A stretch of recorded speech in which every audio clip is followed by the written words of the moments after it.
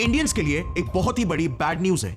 SBI की latest reports के मुताबिक आज जो हमारा currency exchange rate $1 equal to 84.45 rupees है, वो जल्द ही $1 इज इक्वल टू 90 रुपीस बनने वाला है। कल रुपए के बारे में काफी खबरें सुन रहे होंगे और पढ़ भी रहे होंगे। ऐसा इसलिए भी हो रहा है क्योंकि इतिहास में पहली बार अमेरिकी डॉलर के मुकाबले भारतीय रुपए 80 के पार चला गया है। Today the rupee suffered its worst single day drop in close to 2 months. Indian currency, the rupee, has been making headlines every day for the last few weeks. क्योंकि ट्रंप के इलेक्शन जीतने के बाद हमारे रुपीस की कीमत तेजी से घटने वाली है। Trump's policies could impact the rupee as well. The Indian currency could depreciate more against the dollar. By how much? The SBI believes by 8 to 10%. कि डोनाल्ड ट्रंप की जीत के बाद इसका डायरेक्ट असर होता है भारतीय रुपया पर, तो इसीलिए हम ये वीकनेस देख रहे हैं।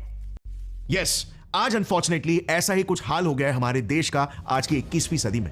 आज अमेरिका बड़े ही घमंड के साथ ये कहता है कि अगर हम चीख भी मारे ना तो पूरी दुनिया में ठंड पड़ जाती है। आज अमेरिका के एक प्रेसिडेंट बदलते ही हमारे रुपीस की कीमत ताश के पत्तों के जैसे बिखर जाती है। आज हमारे रुपए को अमेरिकन डॉलर का गुलाम बुलाया जाता है। लेकिन क्या आपको पता है हमारी स्थिति हमेशा से ऐसे नहीं थी। आज से करीब 2000 साल पहले ना सिचुएशन इसका एग्जैक्ट उल्टा हुआ करता था। सन 77 एडी की ये बात है। रोमन ऑथर प्लाइनी अपने किताब में एक शिकायत जारी करते हैं।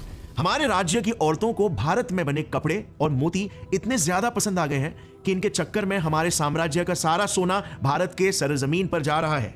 हमें हर साल करीब 100 मिलियन गोल्ड कॉइन्स इंडिया को देना पड़ता है और इसीलिए हमें जल्द ही इसे किसी भी हालत में रोकना होगा।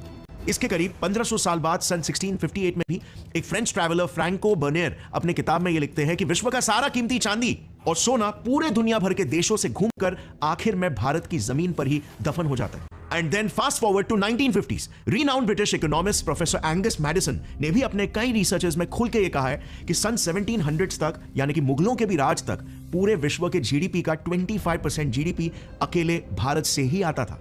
मतलब बस सोचो, आज 2024 में यूएस जितना अमीर है ना, 1700s में हम उससे भी ज्यादा अमीर हुआ करते थे।